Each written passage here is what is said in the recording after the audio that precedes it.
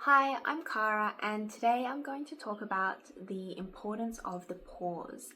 Now, we live in a pretty fast paced world, and when it comes to making change in your own life, in your work, in your business, in your personal life, or leading change in your organizations, things seem to happen pretty quickly, and that is usually quite the norm. I want to talk about today the importance of taking a pause, especially when it's change that you're in control of, say moving job, changing career, starting a business, redirecting a business, closing a business. The importance of pausing as you are on the cusp of a new chapter to really ensure that you're writing one that is in alignment with you and who you are, what you want, and what you want from the next chapter. Now, as a culture, we're not really taught to hold ourselves through this uncomfortable phase of the in-between, where the status quo no longer holds. Say you've made a decision to make a change, and that's kind of where this starts, is when you start thinking about making a shift or a change. The status quo is uprooted. Until you actually bed in a new status quo, say you think about moving career to actually bedding down your new career, that in-between can be full of discomfort, uncertainty, instability. It's quite uncomfortable, and very naturally we want to get through it as quickly as possible. And as a culture, we're not taught how to hold ourselves through it, or actually how much magic is in this space for us to benefit from. We are also encouraged usually to figure it out as quickly as possible and execute. If you know where you're going and exactly what you want and how to get there, then do it. This is more in the cases where you know a shift's coming or you're about to make one, but you're on the cusp. It's not necessarily 100% clear where you're going and what you want, but you just know that something needs to change, or in the process of creating something new, and that might be something quite new, which requires big internal shifts as well. You can't move from, say, being an employee to running your own business without having massive internal shifts in terms of how you see yourself in the world, your personal self-concept, and being able to shift how you interact with the world, right? And this takes time, and it's an unfolding, and it's a process. So before making big change, I think there's really important argument for ensuring that you have a pause. Now, the reason for this is that you want to have intentional, aligned action that gets you to a place that feels fulfilling, instead of taking frantic, fear-based action in order to skip the uncertainty. And to take a bit of a cliche in terms of the caterpillar turning into a butterfly, I recently found out that in the cocoon phase, the caterpillar completely turns to mush before turning into a butterfly.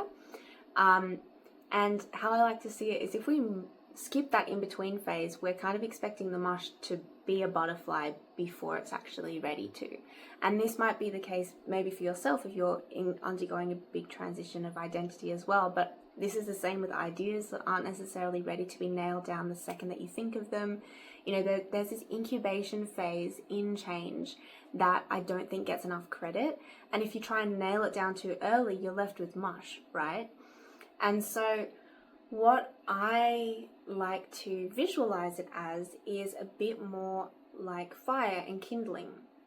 So if you've got a new idea for a business, say, or a new offering in a business, or a new change you'd like to make in the world, it's an idea.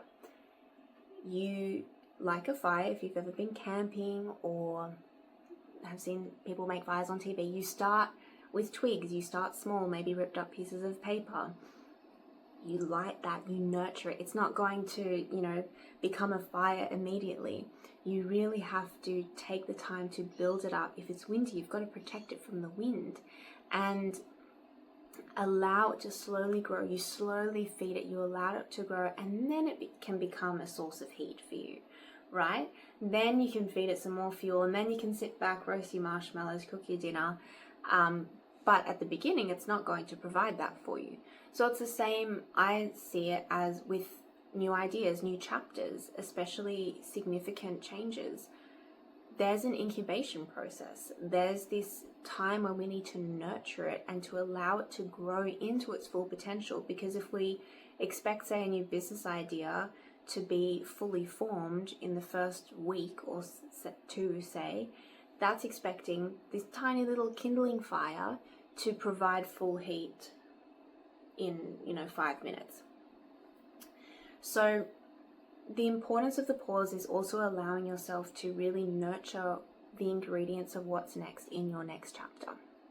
Now, a lot of the time, mainstream advice for making change or creating new chapters is very much, finding an idea or having the idea around change, really intellectualizing what it is you want, where you're going, if that, and then executing.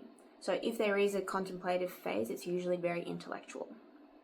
And that's important. Intellectualization, or the intellect, is a very important, powerful, strong way of knowing. It is also not the only one. And that is particularly important for aligned decisions. So transitions are a process. They're not something that you nail down immediately. Sometimes there's an unfolding element to it that you have to be flexible with along the way, and you have to allow for this unfolding. 2, aligned decisions are more than just intellectual. We have more than just the intellect as a way of knowing, and really connecting in with your body and with your heart are really important ways of tuning into decisions that are right for you. And I talk about this more in other episodes, but especially decisions that are really meaningful to you, meaningful new changes and chapters. The more of that there is in the mix, the more that we need to incorporate other ways of knowing beyond the intellect. And the third is that speed doesn't trump accuracy. So making change fast doesn't necessarily mean that you're making change in the right direction. We need to make sure that the direction is aligned with what you want and what you're creating, more than how quickly we're getting there, right? And what you get from this phase is also really valuable, because skipping this phase, you miss out on so much richness that you can get from having this pause. And by the pause, I don't mean like, quitting your job and spending 3 months on a mountain. I mean just having that ability to create inner spaciousness and connect with yourself. So we want to understand what you really want. And Martha Beck, who's a life coach and many other things, she has a phrase that I really love. And instead of asking what you really want, it's asking, what do you yearn for? And this, I think, changes the question in a really beautiful way. What do you yearn for? This helps bring in a bit more of the heart into this still intellectual exercise. And I think different things come up. So I'd invite you to try that question if it's relevant for you, in terms of what you want in your new chapter. Because what we want to understand is what we want beyond the noise, beyond the rush, beyond the social conditioning. And if we just keep being immersed in it all, it's going to be very hard to go in a direction that's right for you. We need to pause, sink beneath all of that, understand who we are, where we're going, and then go back and execute. What we also get from this pause is understanding or having lessons about yourself, and also maybe how you're standing in your own way and who you need to become, what version of yourself you need to become to really thrive in this next chapter. It's a really exciting opportunity for growth, but it can also be scary. And this process of becoming and who you need to become for your next chapter is also not something we can necessarily rush either. So really holding space for that is important and will help you get to where you want to get to. Clarity is something else that's really important that comes from this phase, and from having that pause, and for allowing and seeing this as a process, not just step by step by step. Because you can't rush clarity that isn't ready to form or that you're not ready to hear yet. If you do, you get led to conclusions that don't work for you. So what we want to do is allow clarity to arrive through this connection process to understand where we're going. And it's not a passive experience of just sitting back watching Netflix and, you know, waiting for an idea to come to you, right? It's very much, it's active, but it's not as outcomes focused as we're sort of taught to value in our culture. We're very much taught to value productivity and outcomes focused, and that's seen as active. This is still an active process, but you're not necessarily going to have like products to immediately be like, yes, I created this immediately. It's an active process of being quite intentional and ensuring that you're going in an aligned direction rather than just diving in all guns blazing. And what you get from this is that you actually move in a direction that is one that is right for you. That is what you want. That is taking you to places that excite you. It's a place or a direction that stretches your growth, that allows you to sort of keep unfolding and unfolding in a way that feels really good, that moves you towards your potential if that's something that lights you up, and one that brings you more fulfillment, and whatever that looks like to you, because that's going to be different to everybody. And I think that's also a really important point to consider, because when we're intellectually thinking about next chapters or big decisions or making change, we can very much be unconsciously taking on other people's expectations of us, or what's socially acceptable, or what is right for other people. But this process of taking a pause, understanding what's right for us, allowing clarity to form, nourishing ideas and chapters as they come forward, and allowing space for our own unfolding through that is so much more valuable and important in getting you to a place, or allowing you to keep becoming in a way that feels exciting and aligned to you. So this is very much in the personal space, as in like change that you have control over, or that you're making decisions around in your work or your personal life. But also in organizations, I think that this is still applicable in the sense that if you are leading a team through any kind of change, say there's a new CEO, new director, there's a restructure, there's a change to systems, this is still important, because while you're not necessarily making the decisions around the change, you can still take the pause.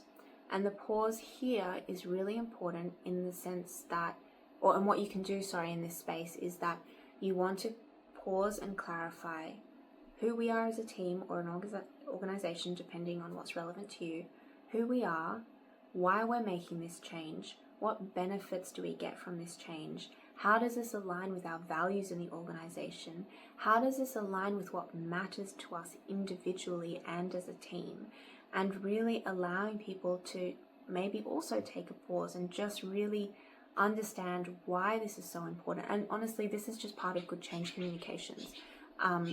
Being able to articulate the what, the why it's important, what benefits it brings to them, but also having that shared value of, okay, we all care, say, about the impact that we're making in the world through our organization. This is how that change enables us to do that more, for example. So the pause is really important in all kinds of change. I'd really encourage you to experiment with it in your life and in your work. And if you have any questions, please let me know. I'd love to hear how it works for you.